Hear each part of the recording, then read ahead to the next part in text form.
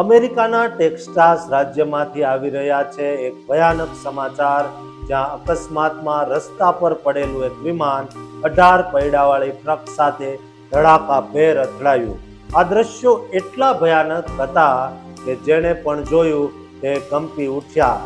ટેક્સાસના ટેરેન્ટ કાઉન્ટીમાં હિક્સ airfield નજીક આ દુર્ઘટના સર્જાઈ હતી. વિમાનને ઉડાન ભર્યાના થોડા જ સમયમાં તે ક્રેશ થયું અને તે નજીકમાં પાર્ક કરેલી એક ટ્રક અને ટ્રેલર સાથે ધડાકાભેર અથડાયું. અથડામણ એટલી જોરદાર પ્રચંડ હતી કે વિમાન અને ટ્રક બંને તુરંત આગના ગોળા બની ગયા. આ અકસ્માતમાં વિમાનમાં સવાર બંને લોકોના કરુણ મોત નીપજ્યા છે. ઘટનાને નજરે જોનારા લોકોએ એક મોટો વિસ્ફોટ સાંભળ્યો અને પછી જોયું કે કાળા ધુમાડાના ગોટે ગોટા આકાશમાં છવાઈ ગયા હતા. ફોર્ટ વર્થ ફાયર ડિપાર્ટમેન્ટ તાત્કાલિક ઘટના સ્થળે પહોંચી ગયું હતું, પરંતુ ગંભીર આગને કારણે વિમાનમાં સવાર લોકોને બચાવી શકાયા નહોતા. આ ઘટનાએ અમેરિકામાં ખાનગી વિમાનોની સલામતી અને નિયંત્રણ પર ફરી એકવાર ગંભીર ચર્ચાઓ જગાવી છે. સોશિયલ મીડિયા પર આ દુર્ઘટનાના વાયરલ વિડીયો ભયાનકતાની સાક્ષી પૂરી રહ્યા છે.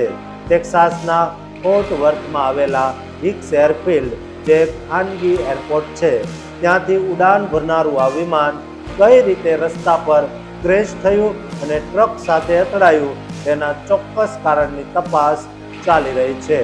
ફોર્ટ વર્થ ફાયર ડિપાર્ટમેન્ટે CBS ટેક્સાસને જણાવ્યું હતું કે વિમાનનું ક્રેશ લેન્ડિંગ અથવા ક્રેશ થયા બાદ તે સીધો ટ્રક સાથે અથડાયું હતું.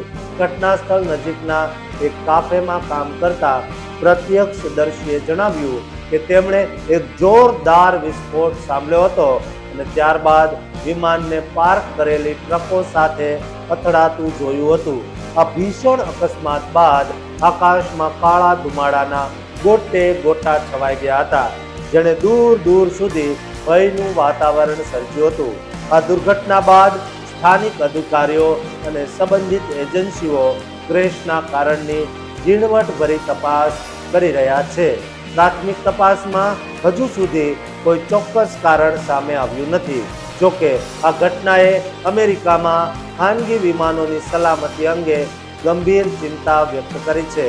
તાજેતરના સમયમાં યુનાઇટેડ સ્ટેટ્સમાં ખાનગી જેટ ક્રેશ થવાની અનેક ઘટનાઓ નોંધાઈ છે.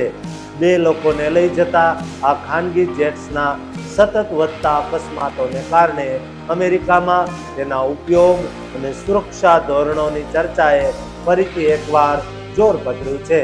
અધિકારીઓ તપાસ પૂરી ન કરે ત્યાં સુધી અકસ્માતના ચોક્કસ કારણ અંગે કોઈ સ્પષ્ટતા થઈ શકે તેમ નથી. ટેક્સાસમાં થયેલા આ દુર્ભાગ્યપૂર્ણ અકસ્માત અને ખાનગી વિમાનોની સલામતી અંગેના વધુ અપડેટ્સ પર અમારી સતત નજર રહેશે.